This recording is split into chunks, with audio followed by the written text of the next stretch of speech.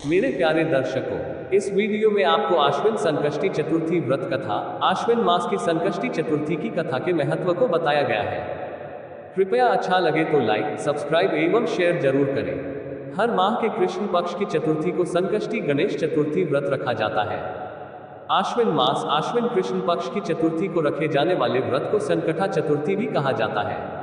इस दिन केवल फल खाएं और हल्दी और काली मिर्च का हवन करें, इससे सभी कष्ट दूर होंगे और मनोकामनाएं पूरी होंगी। इस दिन क्रोध, अहंकार या पाखंड न करें, धैर्य रखें। संकष्टी को गणेश चतुर्थी व्रत कहा जाता है।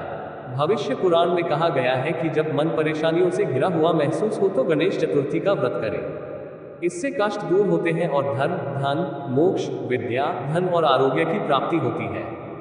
आश्विन मास संकष्टी गणेश चतुर्थी व्रत कथा। श्री कृष्ण और बानासुर की कहानी। युधिष्ठिर ने पूछा, हे श्री कृष्ण, मैंने सुना है कि आश्विन कृष्ण चतुर्थी को संकटा चतुर्थी कहा जाता है।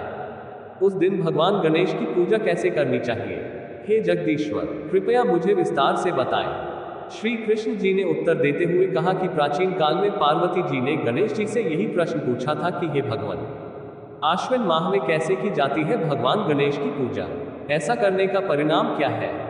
मैं जानना चाहता हूँ। ये सुनकर गणेश जी बोले, हे माता, सफलता की इच्छा रखने वाले व्यक्ति को आश्विन मास में उपरोक्त विधि से कृष्ण नामधारी भगवान गणेश की पूजा करनी चाहिए। इस दिन भोजन न करें और क्रोध, पाखंड, लोभ आदि का त्याग करके भगवान गणेश के स्वरूप का ध्यान करते हुए भोजन करें। आश्विन कृष्ण चतुर्थी का व्रत संकटों का नाश करने वाला है। इस दिन हल्दी और दूध का हवन करने से सप्तमी पृथ्वी का रहस्य प्राप्त होता है। एक समय की बात है, बानासुर की पुत्री उषा ने सोते समय अनिरुद्ध का स्वप्न देखा। अनिरुद्ध से वियोग के कारण वह काम वासना में इतनी डूब गई कि उसके मन को शांति ही नहीं मिल रही थी। उन्होंने अपनी सखी चित्रलेखा से त्रिभुवन के समस्त प्राणियों के चित्र बनवाए। जब उन्होंने चित्र में अनिरुद्ध को देखा तो बोले, यही तो मैंने स्वप्न में देखा था। इसके साथ ही मेरी शादी भी हो गई। हाय दोस्त, आप जहां भी संभव हो इस व्यक्ति को ढूंढें, अन्यथा मैं इसके वियोग में अपने प्राण त्याग दूंगा। अपनी सखी की बातें सुनकर चित्रलेखा अनेक स्थानों पर खोजती हुई द्वारिकापुरी पहुंची। वहां उसने अनिरुद्ध को पहचानकर उसका हरण कर लिया। वह राक्षसी माया को जानने वाली थी।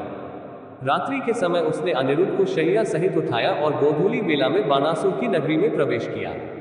इधर प्रद्युम्न को पुत्र शोक के कारण असाध्य रोग से पीड़ित होना पड़ा। कृष्ण जी भी अपने पुत्र प्रद्युम्न और पौत्र अनिरुद्ध की घटना से दुखी हो गए। पौत्र के दुख से रुक्मिणी भी रोने लगी। पति परायण रुक्मिणी दुखी मन से भगवान श्री कृष्ण से कहने लगी, हे प्रभु, हमारे प्यारे पोते का अपहरण किसने किया? या फिर वह अपनी मर्जी से कहीं गया है? मैं तुम्हारे सामने दुखी होकर अपने प्राण त्याग दूंगा। रुक्मिणी के ऐसे वचन सुनकर श्री कृष्ण जी यादवों की सभा में उपस्थित हो गए। वहां उन्होंने परम तेजस्वी लोमश ऋषि के दर्शन किए। श्री कृष्ण ने उन्हें प्रणाम कर सारी घटना बताई। श्री कृष्ण ने लोमश ऋषि से पूछा, मुनिवर, हमारे पोते को कौन ले गया? क्या वह स्वयं कहीं चला गया है? मुझे नहीं पता कि हमारे बुद्धिमान पोते का अपहरण किसने किया। उनकी माँ अपने बेटे के वियोग में बहुत दुखी है। कृष्ण जी की बात सुनकर लोमश मुनि बोले, हे कृष्ण, बानासुर की पुत्री उषा की सखी चित्रलेखा ने आपके पोते का अपहरण कर लिया है और उसे बानासुर के महल में छिपा रखा है। ये बात नारद जी ने बताई है। आप आश्विन मास की कृष्ण चतुर्थी संकटा का अनुष्ठान करें। इस व्रत को करने से तुम्हारा पोता अवश्य आएगा। ये सुनकर मुनिवर वन में चले गए। श्री कृष्ण जी ने लोमश ऋषि की कथा के अनुसार व्रत किया। हे देवी, इस व्रत के प्रभाव से उन्होंने अपने शत्रु बानासुर को पराजित किया। यद्यपि मेरे पिता शिवजी ने उस भीषण युद्ध में बानासुर की बहुत अच्छी तरह रक्षा की, फिर भी वह हार गया। भगवान श्री कृष्ण ने क्रोधित होकर बानासुर की हजारों भुजाएं काट दी। ऐसी सफलता मिलने का कारण व्रत का प्रभाव था। भगवान गणेश को प्रसन्न करने और सभी विघ्नों को दूर करने के लिए इस व्रत के समान कोई दूसरा व्रत नहीं है। भगवान श्री कृष्ण कहते हैं, हे राजन, समस्त विपत्तियों के नाश के लिए यह व्रत अवश्य करना चाहिए। इसके प्रभाव से आप अपने शत्रुओं पर विजय प्राप्त करेंगे और राज्य के अधिपति बनेंगे। इस व्रत के महात्म्य का वर्णन बड़े बड़े विद्वान भी नहीं कर सकते। हे कुंती पुत्र, मैंने इसकी महिमा का अनुभव किया है। ये बात मैं तुमसे सत्य कह रहा हूँ। आश्विन मास गणेश संकष्टी चतुर्थी व्रत एवं पूजा विधि। सुबह उठकर अपनी दैनिक दिनचर्या समाप्त करें, स्नान करें और साफ कपड़े पहने। श्री गणेश जी का पंचोपचार धूप, दीप, नैवेद्य, अक्षत, पुष्प विधि से पूजन करें।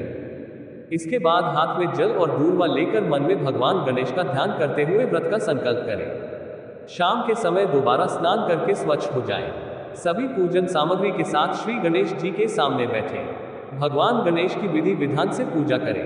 वस्त्र अर्पित करें। नैवेद्य के रूप में लड्डुओं का भोग लगाएं। चंद्रमा निकलने पर चंद्रमा की पूजा करें और अर्घ्य दें। इसके बाद गणेश चतुर्थी की कथा सुने या सुनाएं। घास और हल्दी से हवन करें। इसके बाद भगवान गणेश की आरती करें। भोजन के रूप में केवल फल ही खाएं।